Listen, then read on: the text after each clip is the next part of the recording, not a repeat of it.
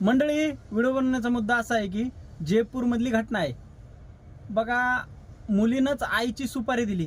ती कशा कारणाने दिली तुम्हाला सांगतो मी.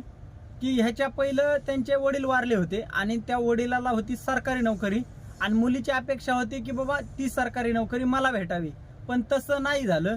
तर तिच्या आईला ती सरकारी नोकरी भेटली आणि त्याच्यामुळे त्या मुलीनं प्लॅन केला की आता आईला सुपारी देऊन उडवायचंय. आणि बघा ना, तिनं उडविलं सुद्धा सुपारी देऊन. म्हणजे बघा ना किती खालच्या थराला गेली ही मुलगी, नाही का. आणि बघा ना, ज्याचे आपण हात धरून मोठे होत आहे आपण त्यालाच मारायचा विचार करताय, म्हणजे किती हे खालच्या दर्जाचं झालं गोष्ट. ह्या मुलीला थोडी तरी अक्कल आहे का? आपल्या आईलाच मारलंय तिनं. आणि बघा, सगळी प्रॉपर्टी तर गेलीच गेली, पण सध्या आता ती जेलची हवा खाती. आपली आई तर गेली, वडील बी गेले आणि सध्या ती जेलची हवा खाती. सध्या कुणावरही विश्वास ठेवायसारखं राहिलंच नाही. कारण तुम्हाला सांगतो की बाबा कोणी नेतं डोंगरावर तिथून ढकलून देतं, कोणी ड्राममध्ये आपल्याला जमा करतं, नाही का, मारून हत्याकांड करून आपलं ड्राममध्ये भरतं, कोणी फ्रीजमध्ये भरतं, कोणी आपल्याला फिरायला नेतं, बीचवरती मारतं.